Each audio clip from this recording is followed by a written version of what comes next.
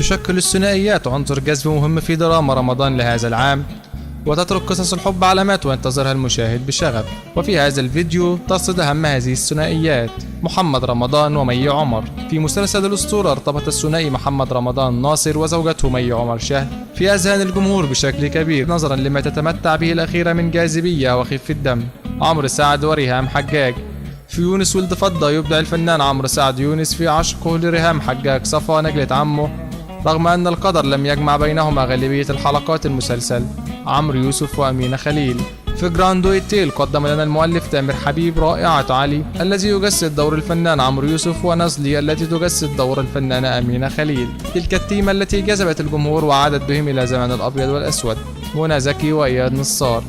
في رائعة أفراح القبة يحل علينا العاشق والولهان طارق رمضان ويجسده دور إياد نصار الذي يذوب عشقا في منى زكي تحية، ودائما ما يبدع معا في مشهد طروق للجماهير كالتي يغني فيها معا مونولوج الهاشا باشا تاك للراحل شكوكو.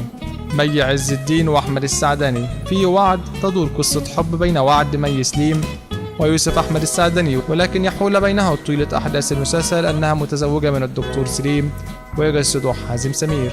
درة وظافر العابدين. أما مسلسل الخروج رغم طبيعته البوليسية إلا أنه جمع قصة حب من طراز مختلف بين المقدم عمر ظافر العابدين والمحامية ليلى، وتجسدها الفنانة التونسية درة. مصطفى شعبان وغيدة النوري. ورغم كثرة علاقاته في أبو البنات إلا أن فارس حظه مصطفى شعبان يحب فريدة غيدة النوري الفنانة اللبنانية المصرية السورية. إذا أعجبك الفيديو لا تنسى الإعجاب والتعليق، ولكي يصلك كل جديد اشترك الآن.